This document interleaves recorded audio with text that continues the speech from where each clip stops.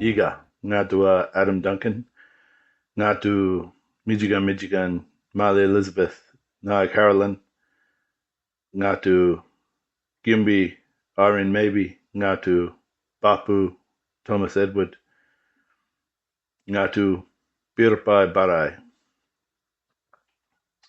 Minyang Nura Wublin, Yura, Yigu Marala Baraigu, Ye, Nunawal Guba Barai, Ye, Nanawal Guba Barai, Ye, Namri Guba Barai, Gatai, Niran. My name is Adam Duncan. I belong to my daughters, Marley Elizabeth, and my daughter, Nai Carolyn, my grandmother, Irene Maybe, my grandfather, Thomas Edward, and I belong to Biripai country. How are you today? This is Ngunnawal country, this is Ngunnawal country, this is Ngambri country. Let us go together.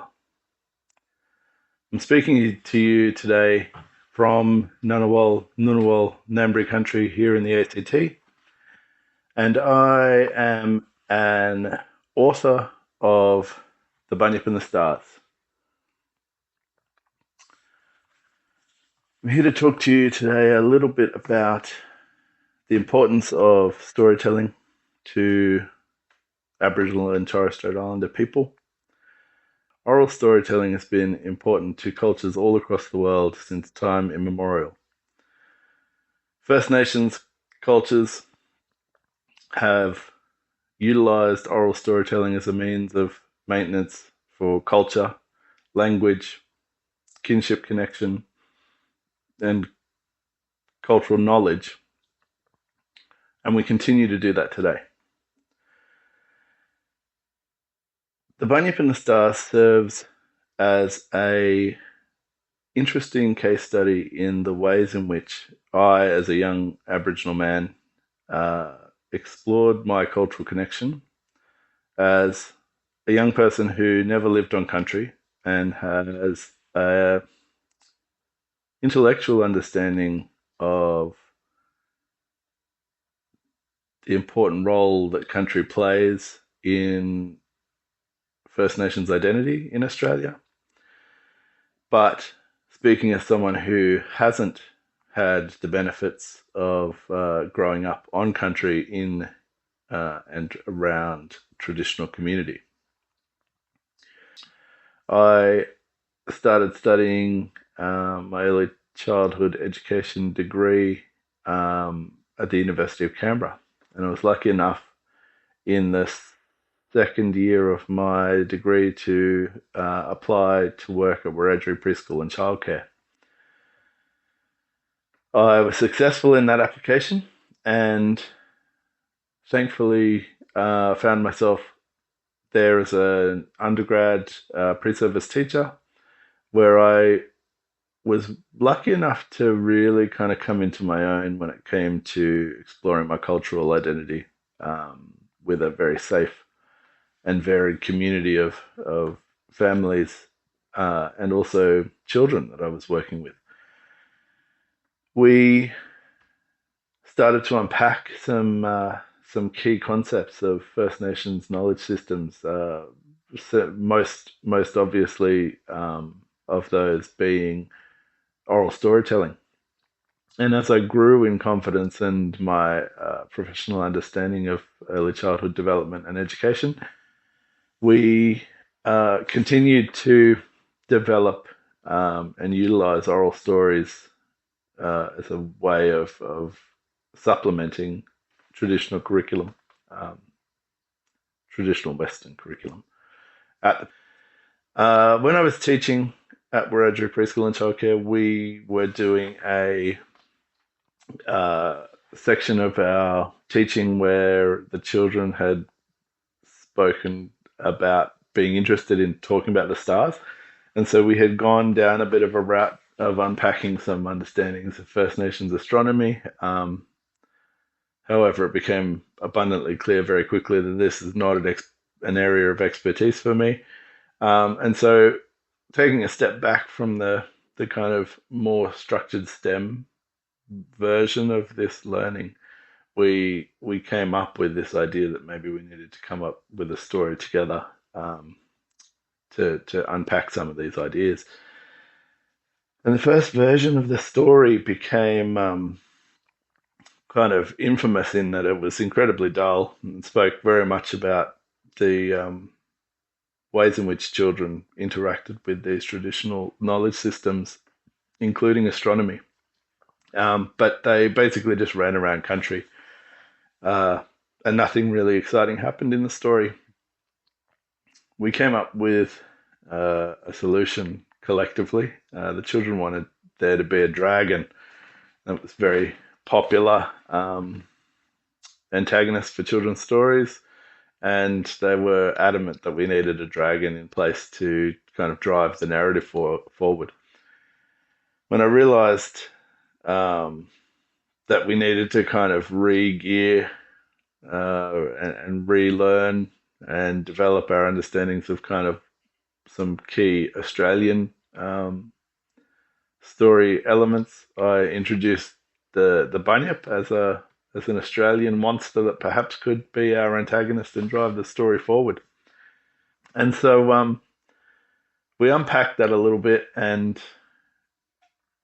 the Bunyip transformed into the driving force of the story, and so it became kind of a classic hero's journey where little brother is stolen away in the night.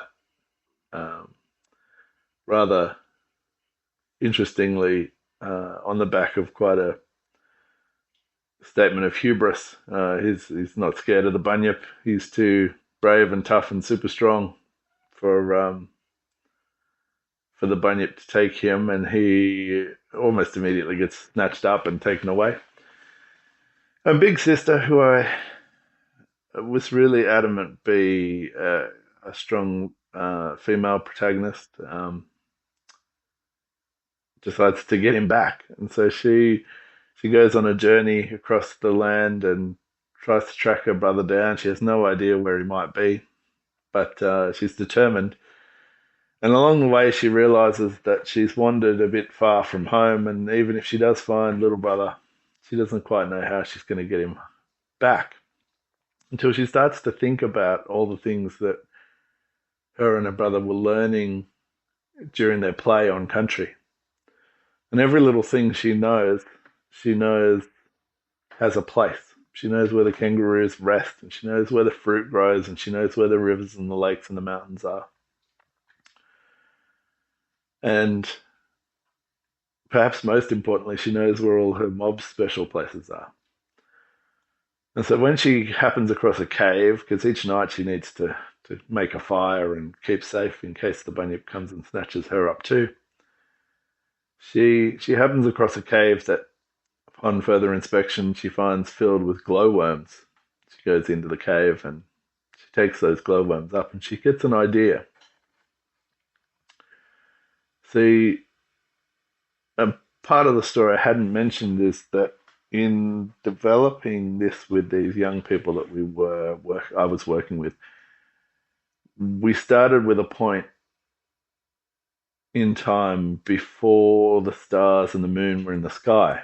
And this is why the Bunyip is such a threat, because the mythology in the story is that the Bunyip doesn't like light, and so the fire keeps him at bay, and he's free to hunt at night because there's no light currently. And so Big Sister takes those glowworms and she takes them out to the night sky, and she places them in the sky for each part of country that she knows and loves and has learnt about. She puts one in the sky for the kangaroos where they rest in the sun, one where the rivers and the lakes and the mountains are, one where the fruit grows on the trees, and one for each of her mob's special places. And pretty soon she's kind of mapped out country in the sky. And Big Sister eventually finds the billabong that the Bunyip has secreted away little brother in. She finds him in a cave under the water, and it's kind of mirroring, perhaps foolishly, little brother's hubris. She says, "Oh, don't worry, little brother, let's go. I'm here to rescue you. The Bunyip can't get me. I'm too brave and tough and super strong, super smart." At that moment, the Bunyip awakens with a roar and comes galloping out of the cave. Children enter the water and swim away. And as they come out of the billabong, there's an amazing artwork depicting the Bunyip coming out of the water that was done by illustrator Paul Lalo. And he's depicted the Bunyip as this monstrous, it's looking like it's 25 feet tall and quite quite eldritch. I often talk about how existential kind of the dread that this creature puts in me, which is kind of interesting for a book geared towards preschoolers. But the Bunyip comes looming out of the billabong, only to find the sky full of stars, and now it being too bright that it burns his eyes, he gives a great howl and falls back into the billabong, never to be seen again. So it follows quite a standard hero's journey structure. But interestingly, it's more the process through which we worked in developing the story that speaks to its First Nations cultural significance. Our stories change and they play the part that they need to play in the time and context in which they're told. Interestingly, the story existed for the first almost decade of its existence solely as an oral story, a told story that was told within the context of our preschool. It was never recorded or written down anywhere. It was something that we just told regularly enough that it kind of lived on in the brains and hearts of all these little people who'd helped put the story together. And it kind of became this whole other thing. And it ended up, I didn't want it to become words on a page that were final. It felt like there was a finality to publishing it and putting the words to page. But quite amazingly, the story has continued. It's been taken up by the education team that manage the Discovery Centre, and they have been really central to and supportive of my desire for the story to continue being a living example of contemporary Aboriginal identity.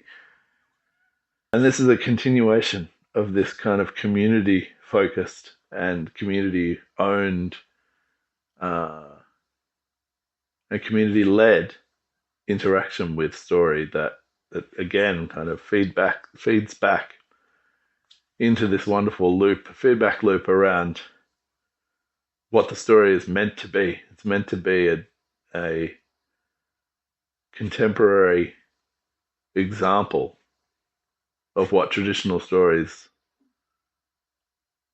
have always been to my people. They're living things. Our stories don't end, they just change.